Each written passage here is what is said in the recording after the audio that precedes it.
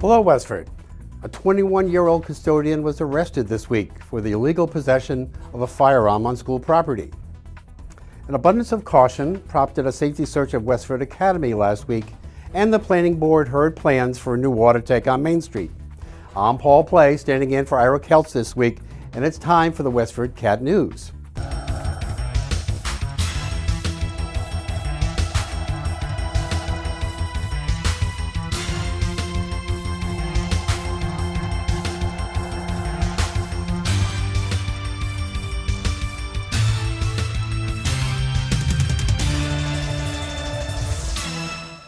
Before we get started, I wanted to remind you to subscribe to our free online publication at WestfordCatNews.org, delivered in your inbox every morning at 6 a.m. And if your civic or cultural organization has an event coming up, email the information to news@WestfordCat.org and we'll put it in our daily publication. A 21-year-old custodian who worked at the Chrysophylle School was arrested on March 6 for the illegal possession of a 9mm Ruger handgun on school property. A statement by the Westford Police Department said a social media posting led to a tip that James Healy was in possession of a firearm. The device was discovered in the trunk of his car, which was parked on the grounds of the elementary school. Healy was charged with possession of a large capacity firearm and a large capacity feeding device without a license to carry. Other charges included possession of a firearm on school grounds, improper storage of the firearm, and the defacement of the weapon's serial number. Healy is no longer employed by the school department.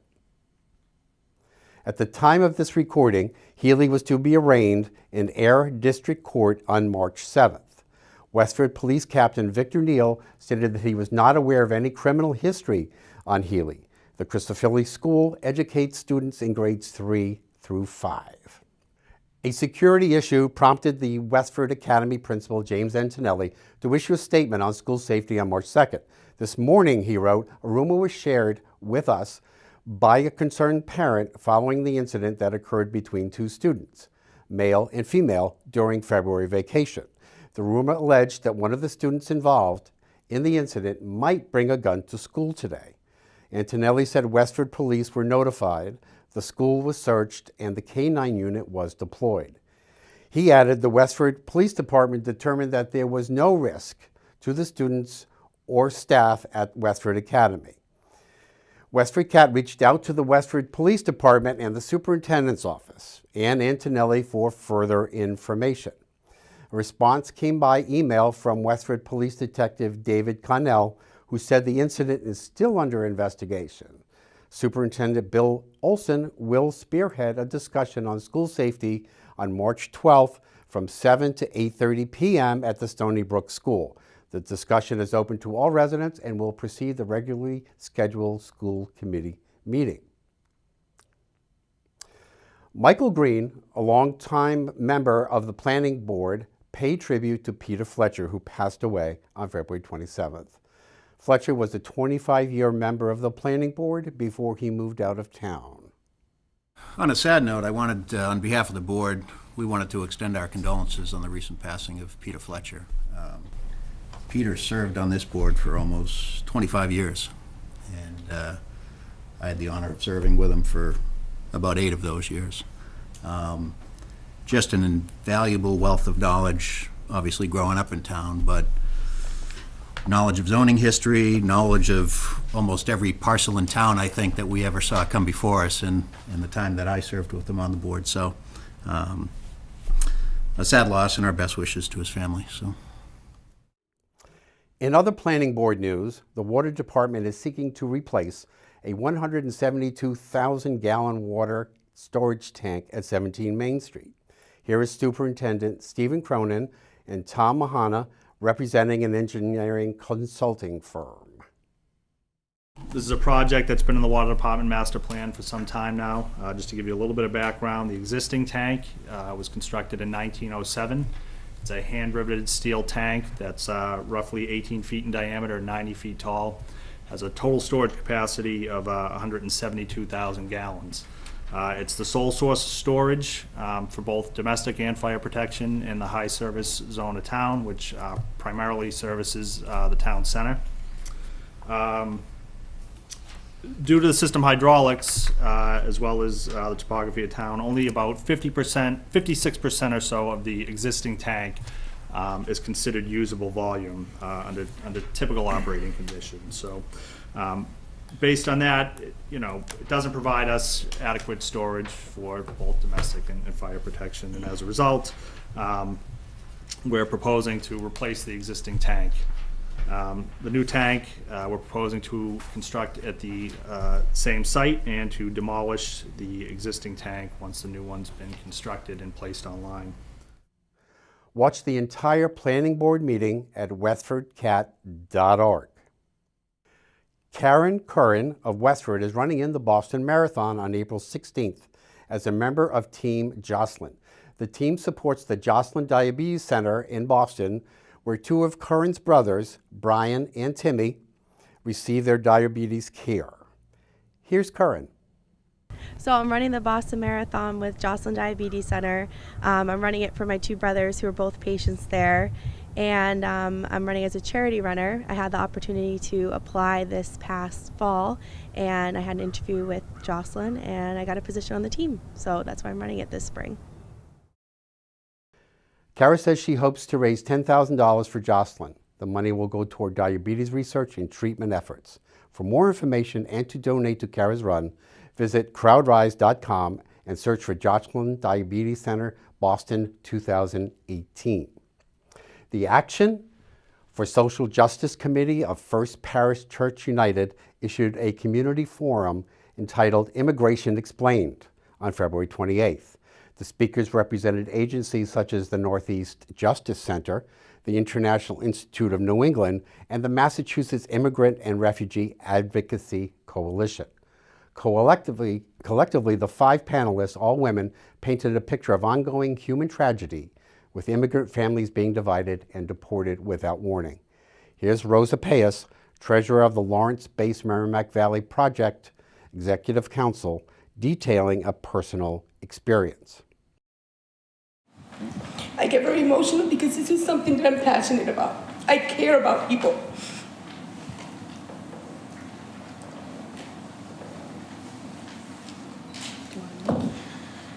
So I see this young lady, wonderful artist. Her family's from Mexico, and she's pretty much grown in this country. She can't go to college.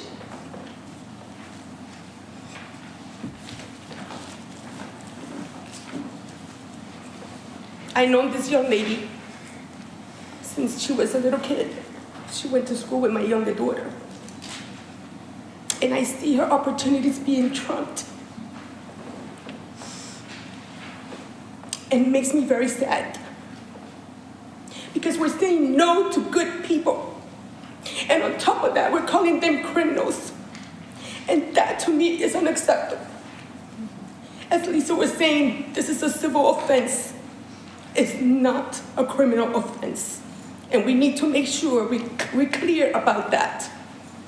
There's a big difference between doing something like killing a person and trying to better your life. Watch the entire presentation at WestfordCAT.org. WestfordCAT stopped by the Cameron Senior Center recently, where Council on Aging social worker Eliasen Christopher shared tax relief information for Westford seniors and veterans. Hi, I'm Eliasen Christopher. I'm the social worker at the Westford Council on Aging and Senior Center, and I had a couple of announcements that I wanted to make today for the seniors in Westford. The first announcement is that the applications for the Senior Tax Work-Off Program are going to be due this year by May 4th. We're already accepting the applications now, so anytime someone would like to come into the Senior Center, obtain an application, and leave it for me, I'm accepting them. We're going to be having a lottery in the month of May for both the Senior Tax Work-Off Program as well as the Veterans Tax Work-Off Program. And this is just a reminder to get those applications in by May 4th so that when we hold the lottery, we can notify you whether you've been chosen for the program or not. The Veterans Program, just a reminder, is open to veterans of any age. The Senior Program is open to seniors age 60 and over, and it's for homeowners who reside and pay taxes in a property in Westford who would like to volunteer in a town department in exchange for funds off their property tax bill. If you have any questions about the program, please feel free to call me here at the Senior Center at 978-399-2325, and I'd be happy to talk with you about it. WBZ and CBS meteorologist and executive weather producer Terry Eliasen spoke with News Director Joyce Polino-Crane this week about the wild weather we've been having in the Northeast and what's in store as winter turns to spring. Terry is a Westford resident, and we value his forecasts, which we now have on our own WestfordCATnews.org webpage. So, Great. Terry, tell me a little bit about what's been going on with the weather this week. We had this major coastal storm on Friday and Saturday, March 2nd and 3rd. And now it's March 6th, and tomorrow we are anticipating another storm. So what's going on with the weather? Yeah, it's been an active pattern, and frankly, this was something that we were able to see even back in early to mid-February. It's all sort of the whole global circulation. It's all sort of related, and oddly enough, we look to parts of the Western Pacific Ocean to see what perhaps our weather may be for especially in the wintertime and during the tropics. So what we saw was the patterns over the Western Pacific translating to what's called a ridge in the western U.S. and a trough in the east, meaning a stormy and sort of cold pattern here for us in March, and that's exactly what's happened. So that first storm late last week, Friday and Saturday, was really an historic nor'easter. We had wind gusts to 93 miles per hour at the coastline. We haven't seen any widespread significant gusts like that for at least 13 years. We had to look back to a December storm in 2005, and perhaps even as far back as Hurricane Bob in 1991. That's how impressive the winds were and the coastal flooding was with that storm. And of course, in Westford, it was sort of just a rainy, nor'easter. But you travel to the coastline, especially to southeastern Mass, it was an entirely different story. They really they were devastated by the storm. So, and as March goes into April, what are you seeing for the change of season? Yeah, so unfortunately in New England, it seems we're always the last part of the country to really get into a nice warm spring, and it seems like it's going to happen again this year. The last couple Marches have been very cold, if you remember correctly, and we even had an April with some snow not long ago. So I think unfortunately, at least for the next couple of weeks, we're going to see relatively colder than average temperatures. Probably a couple more chances of snow. That's harder to predict, but I think this will not be the last we see of the snow, I don't think, this week. I think we will have a few more shots at it. And at least through say the second or third week of March, it looks sort of chilly. Now, going beyond that, it's harder to predict, but I certainly don't foresee any huge prolonged warmth through the first part of April. Now, maybe beyond that, we can finally get into some real spring weather, but as you know, it's typical here. It does take some time for us to really break out and get a serious spring warmth going. So I think this year will be no different. Eliasen is a Westford resident and has his own Westford weather page, which you can find by clicking on his photo at WestfordCATnews.org.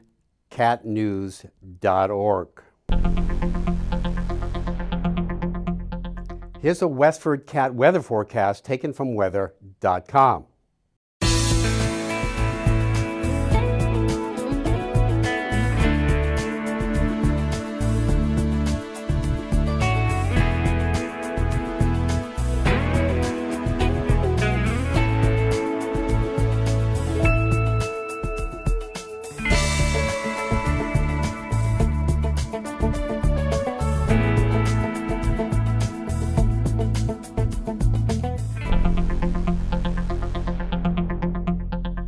Bindi, a 12-year-old stray cat, is available for adoption from the Lowell Humane Society. Here's Patty Stocker with more. The Lowell Humane Society on Broadway Street in Lowell has a number of pets available now for adoption, like this 12-year-old petite female stray cat named Bindi. Hi, I'm Mary Rockwood. I am a volunteer here at the Lowell Humane Society, and I have a lovely senior girl here named Bindi. She's 12 years old.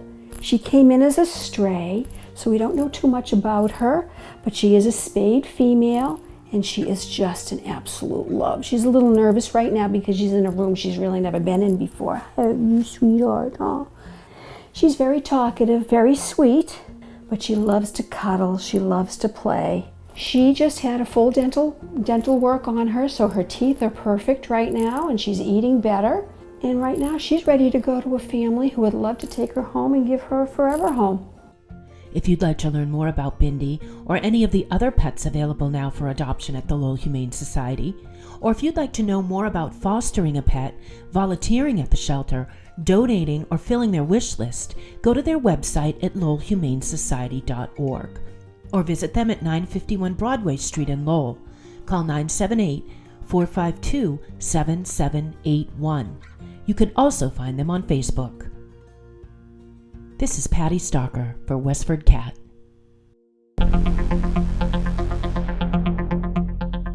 Rika Sharma brings you information on health benefits of peppermint. Hi everyone, I am Rika Sharma, your Ayurveda practitioner, back with a new health tip for WestfordCAT News. Today I am going to talk about benefits of peppermint. Its essential oil is highly refreshing because of the presence of menthol in it. Peppermint oil is natural analgesic and is used to release muscle pain and tension headaches. Because of the antispasmodic effect of this oil, it is used in several preparations to relieve nausea, indigestion, and stomachache. It is a natural decongestant and helps to relieve headaches due to sinus congestion. Peppermint essential oil can be used topically mixed with olive oil or as infusion. You can also drink peppermint herbal tea. If you have any allergies, please contact your PCP before using. I'll be back with a new health tip. Bye for now.